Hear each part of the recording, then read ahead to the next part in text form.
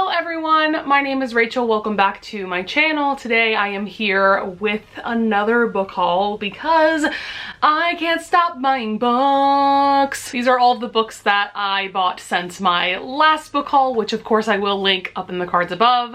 If you've been following my channel for a while, you already know that I have a problem with self-control when it comes to buying books. So yeah, I think I have a little over 20 books. I'll probably put either in the thumbnail or in the description exactly how many books I have here. But yeah, without further ado, let's just get into it. So first, I do have a stack of historical romances because we all know that that is one of my favorite genres right now. The first one is What I Lied to the Duke by Eva Lee. And this is really exciting because this was from an Instagram giveaway that I won. So I actually have some prizes here that I got along with the book. So Escondido Public Library, I don't know if that is correct, but this is a public library from Escondido, California. They were doing a giveaway for a signed copy of this book, and I'll just quickly show you the signature there. That is so exciting because I don't have a lot of signed books in my collection. So along with the actual book, I got a couple of little goodies. I got a couple of Eva Lee pens. I also got a little pin here. It says, "Be the heroine of your own story, #read romance" from Avon Books. I also got a sticker from the Ripped Bodice, which is a very popular romance bookstore, I think in California. It just says, "Greetings from the Ripped Bodice, love Fitzwilliam Waffles DDS Esquire," and it's a sticker of, I guess, their mascot, which is this cute little corgi looking dog. And then I also got a bookmark from the Ripped Bodice, which just looks like that. So yeah, that's always exciting whenever I win a giveaway. I don't win them very often. I think this is only like the second giveaway I've ever won in terms of books. But I have already read this book. Actually, this is book 2 in Eva Lee's The Union of the Rakes series, which is actually based off of 1980s rom-com films. So if that appeals to you at all, you will probably love this book. I don't want to get too much into the plot or anything, but this is about Jess. She is a businesswoman. Specifically, her and her family run this soap making company, but they are not doing so well. So she worms her way into this gathering of people of nobility that want to invest in people. But she ends up worming her way as one of the member of nobility, not as the business people. So she has to pretend to be this countess, and she meets this duke. His name is Noel, and they start falling for each other, but of course he doesn't know who she really is. So there's that whole dynamic going on. I overall really enjoyed this. I did give it 4 stars. What I really loved was the romance and the smut. My only complaint with this book was that I wish it was more about the romance and less about Jess's business and all of that, but it's still a really solid historical romance, so I definitely recommend it, and I am planning on checking out the other books in this series. Next up, I have a stack of Sophie Jordan historical romances that I bought recently. If you watched my favorite historical romances / historical romance recommendations video, which I will also link up in the cards above, you will know that Sophie Jordan is one of my favorite historical romance authors. So I recently bought all of the books that are currently out in her Rogue Files series because I've already read a couple of them and I just wanted the rest in my collection. So the first one in the series is While the Duke is Sleeping, and there is the beautiful step back. I need to remove the stickers off of these, but I basically got a lot off of eBay of all of these books. Next one I have is The Scandal of It All, and just like with most historical romance series, these are pretty much all standalones, but they're under the umbrella of the Rogue Files. Then we have The Duke Buys a Bride. These are some really pretty covers. Then there is this Scott of Mine. I think this is my favorite cover. It's just so beautiful with the Highland background that we have going on. And then the other 2 books that I got are books that I have read from this series. The first one is The Duke's Stolen Bride, and then I actually have 2 copies of The Virgin and the Rogue. So I bought a copy off of Amazon and it came kind of damaged. I'm not even sure which one is the more damaged copy, but it had a slight wear and tear to it, so I ordered another copy, but Amazon didn't require me to return the first copy, so I have 2 copies of the same book. I'm definitely planning on using one of these extra copies in a giveaway at some point, so definitely be on the lookout for that. And I do have a few more historical romances that I got off of eBay. So the first one is How to Love a Duke in 10 Days by Kerrigan Byrne. Again, this is a stunning cover. assuming this takes place in the Scottish Highlands going off of the cover. Also, I'm not going to go into the plots of a lot of these books just because I don't want this video to be very long. But next up, I did get the 400 series by Joanna Shupe. This is a series of books that she published with Avon before her Uptown Girls series, which of course is her most recent series. But after reading and just adoring that series, I knew that I needed to read more from her. So this series, like with the Uptown Girls series, it does take place in New York City, I believe in like the 1890s, the Gilded Age. So the three books we have are A Daring Arrangement, then we have A Notorious Vow, and then finally in that series we have A Scandalous Deal. These are all really pretty covers, and like I said, I am really looking forward to reading more from Joanna Shupe. Alright, so that is it for the historical romances, so let's get into the other books that I bought. The first one I have is This Is My America by Kim Johnson, and I pre-ordered this quite a while ago. I think it came out in July, so I'm gonna have to read the description for you guys because I cannot remember what this book is about. It says, every week 17-year-old Tracy Beaumont writes letters to Innocent's ex, asking the organization to help her father, an innocent black man on death row. After 7 years, Tracy is running out of time. Her dad only has 275 days left. Then one night changes everything. The police arrive pounding on the door, and Tracy's older brother Jamal goes from being a bright, promising track star to a thug on the run, accused of killing a white girl. That sounds really hard-hitting. I've heard nothing but phenomenal things about this book going off of Goodreads because quite a few people did get arcs of this before it came out. I have heard this compared to Dear Martin by Nick Stone and The Hate You Give by Angie Thomas and books like that, so I am really looking forward to getting to this at some point. Next is a book that I am planning on reading in October because it has to do with zombies and that just sounds perfect for Halloween time, and that is Dreadnation by Justina Ireland. This is book 1 in a duology, so if I love this first book, I definitely plan on getting the second book. But all I know is that it takes place in the Civil War, but there are zombies involved, so I'm gonna read a little bit of the description for you guys. So it says, Jane McKean was born 2 days before the dead began to walk the battlefields of Gettysburg, Pennsylvania, derailing the war between the states and changing the nation forever. In this new America, safety for all depends on the work of a few, and laws like the Negro and Native Re-Education Act require certain children attend combat schools to learn to put down the dead. But there are also opportunities, and Jane is studying to become an attendant, trained in both weaponry and etiquette to protect the well-to-do. It's a chance for a better life for Negro girls like Jane. So that sounds really intriguing and interesting. Next up, I decided to get a physical copy of The Sun Is Also a Star by Nicola Yoon. This is the Barnes & Noble exclusive edition, and it has the beautiful purple sprayed edges. As you can see, it's also signed, which I didn't check that out beforehand, but there is Nicola Yoon's signature. I adored it so much that I just had to get myself a physical copy. This book is just so popular on booktube and for very good reason. I am upset with myself that I slept on it for so long, but I'm glad that I finally read it, and I am just so excited to have this in my collection.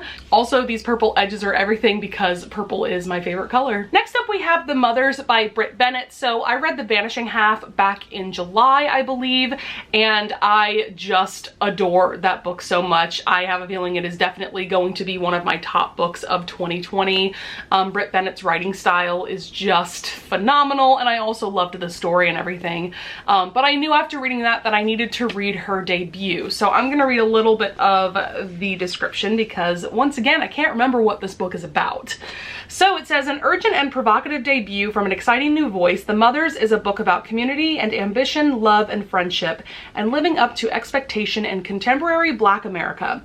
It begins with a secret, then follows that secret through the lives of 3 different characters from high school into adulthood, tracing its impact far beyond their Southern California youth. So that beginning of the description already intrigues me. I can tell that Britt Bennett likes writing stories about like a few different characters and how their lives intersect and all of that. So it sounds like a book that I'm going to love just as much as The Vanishing Half. Then I have Officer Clemens, a memoir by Dr. Francois S. Clemens. So Officer Clemens was a character on Mr. Rogers' Neighborhood. You can probably tell from the cover here. And of course he was a police officer, and this scene in particular that is pictured on the cover was very controversial at the time because Mr. Rogers, a white man, and Officer Clemens, a black man, were sitting in a pool together, and at the time that was pretty unheard of, especially, I guess, putting that on TV. I don't really know a lot about Francois Clemens, but I saw Jesse from Bow Ties and Books. I will link their channel up in the cards above.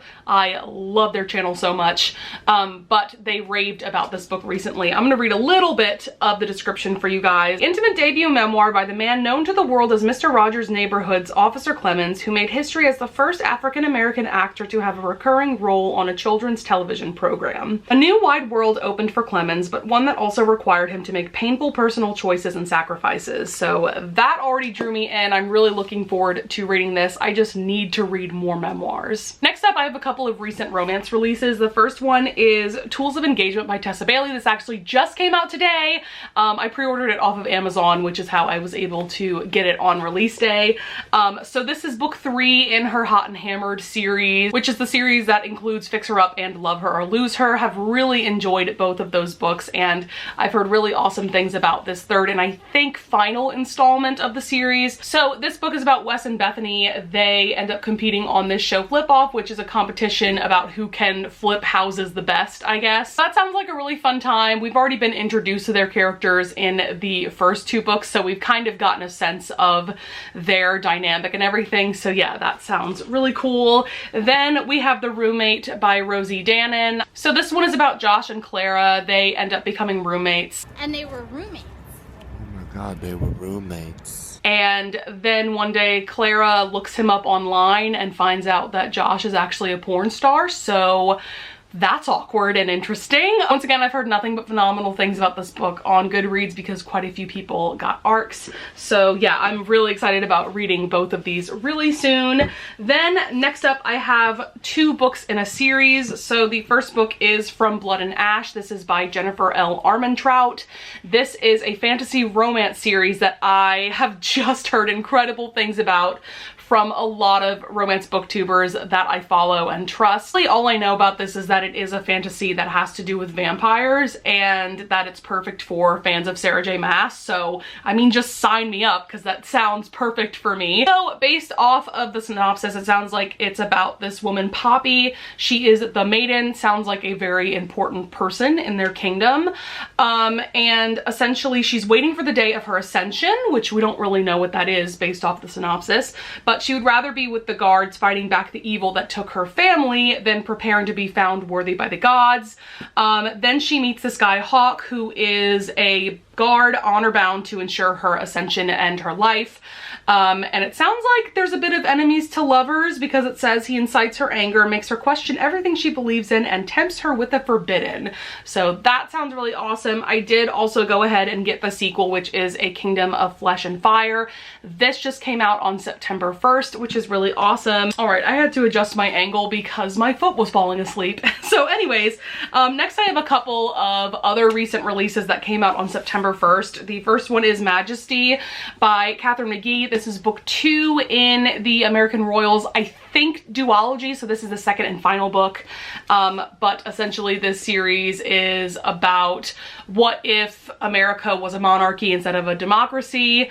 And I adored the first book. Like, I absolutely devoured it. Didn't expect to love it as much as I did, but it's just an awesome like teen soap opera with royalty. Definitely gives me Gossip Girl vibes and things like that. So I highly recommend if you're looking for that kind of book, and I'm really looking forward to reading this second book, of course. And then I also have Blood and Honey by Shelby Mahurin. Isn't this a stunning cover? Like, absolutely stunning. Ugh, I love the aesthetic.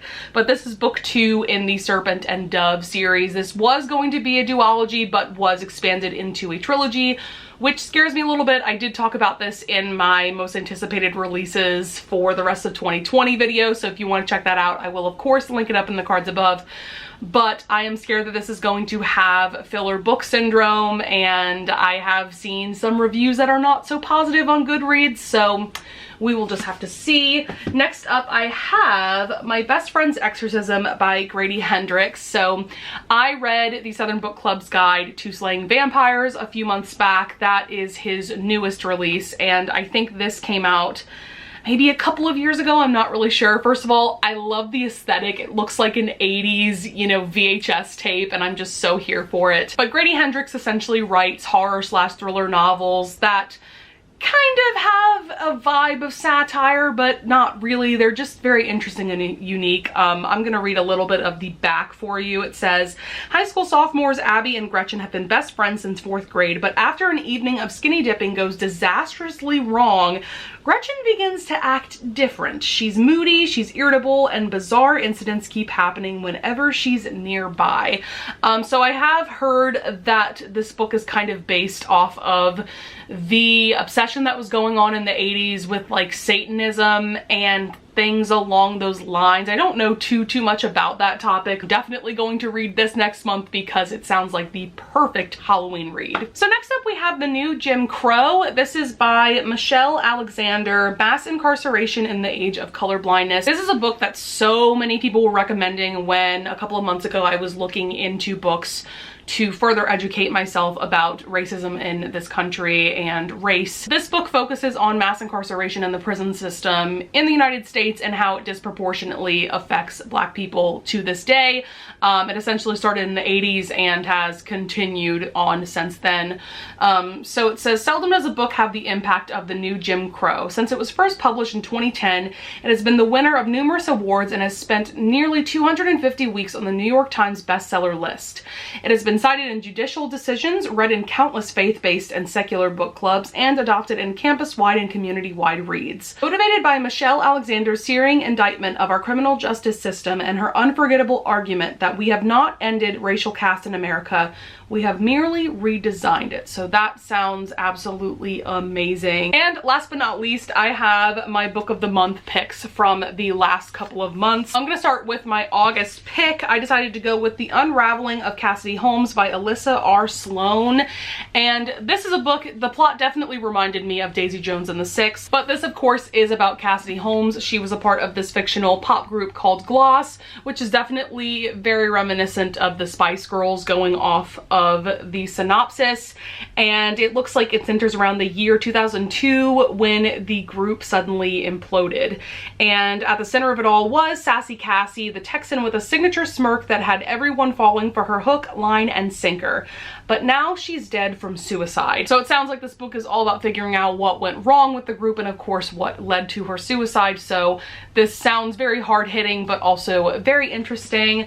Then the other book that I got in August, I think this was just a part of their like general book selection. I don't think it was for any particular month, but this is The Comeback by Ella Berman.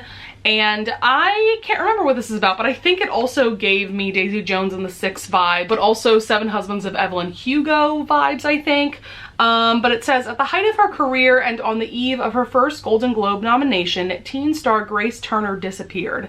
Now tentatively sober and surprisingly numb, Grace is back in Los Angeles after her year of self-imposed exile.